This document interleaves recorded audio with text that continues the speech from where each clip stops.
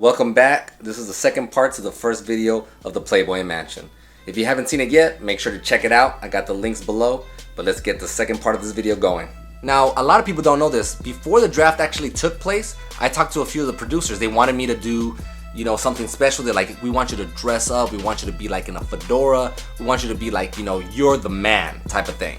I was the flyest guy there, at the PlayBoy Mansion, I was looking pretty slick. And even during the interview, they're talking about it. First of all, you look great tonight. And I saw you got out, even before your name was called. I thought it was hilarious, what I'm saying? It's like, hey, this guy's all up in the suit. He got a hat and everything. I didn't even take off the hat when I got drafted. I was going to put on the other hat. And I was like, nah, I'm not doing it. It's going to mess with the look.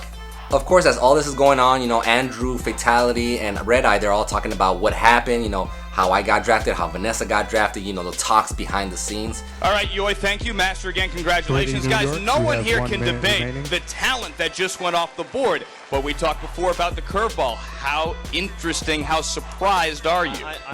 I'm not. I told you. Absolutely. You told me so. You did. It wasn't even a curveball. It was like a fastball that went right by you. That's how fast it came. Master, right in your face. It was. Yeah, absolutely.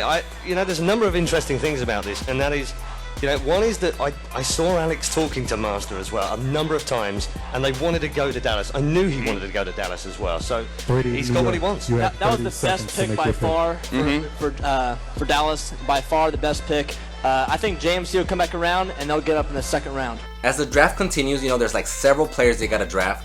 We were wondering, who was going to get drafted next, what's going to happen. King, unfortunately, didn't get drafted at that time, and he didn't pursue it later on, so it was unfortunate. I think it would have been awesome if King got drafted, but it didn't turn out that way.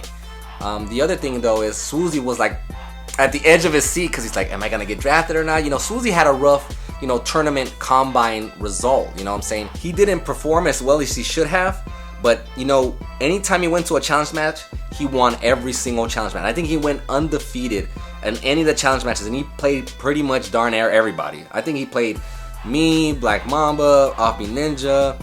Anybody they threw at him, he fought and beat them. And the commentators, like Fatality and Andrew and all them, were talking about the fights, and I didn't realize how much they talked about mine and Swoozie's fight until I was looking over the draft myself, and I was like, wow, they really did talk about that fight.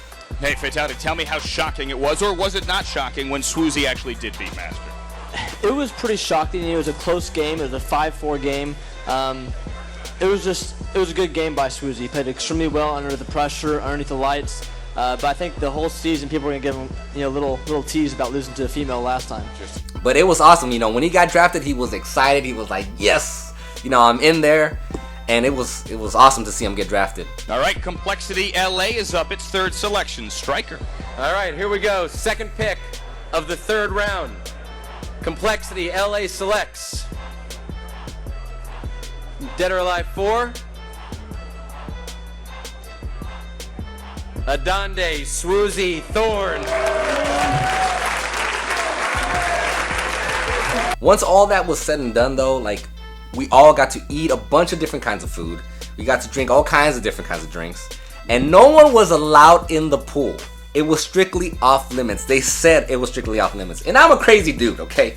I'm pretty crazy, but always whenever I go somewhere, and you can ask Vanessa, you can ask HP, you can ask Swoozie, doesn't matter who you ask, I always tell them, hey, do you have your trunks when we're going to this trip? They can vouch for me on that. But I like to be a guy that's prepared, you don't want to be in an area or in a moment where you're like, hey, did you bring your trunks? And you don't have anything.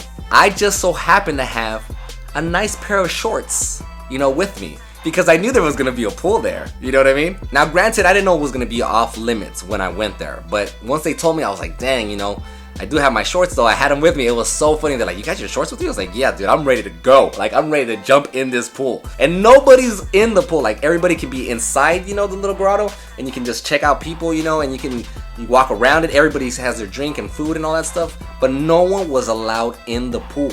You're not allowed to be in there. So me and Alex devised this scheme of I'm gonna push you in the pool, and then it just so happened you land in there and you happen to have your shorts on and all this stuff, and it was hilarious.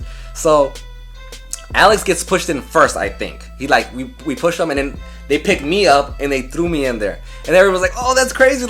We were the only two people that were in that pool, and I was just swimming in there, and the people were like, dang, all kinds of people being up in there. But to me, I was like, I don't care. I get to jump in the pool. I get to leave out here and I get to tell everybody, out of all the people that got drafted, I was in the pool. Not you, I was. And it was awesome, dude. It was like an awesome experience. Once it was said and done, you know, I got drafted to my team, Vanessa got drafted to her team, Susie got drafted.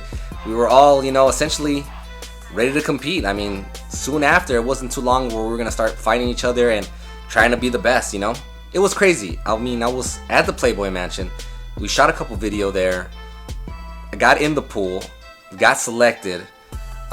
Lots of conversations, you know, they put me as, you know, the poster child of the whole league. It's just something that's so hard to explain. Like, I can't do you justice right now. Like, me explaining it is just not gonna really set in with you guys. I can try to tell you this story in 100 different ways. It's not gonna matter, because it's just you weren't there. It's hard to like deliver the whole package of what went on at the PlayBoy Mansion. And I mean, and that's my experience with the PlayBoy Mansion. I mean, I probably will eventually have some kids and talk to my kids and be like, you know what, I was at the PlayBoy Mansion. They'll be like, no, you weren't, Dad, or whatever. And I'm like, listen, here's the proof. I'm the guy that made it inside the pool.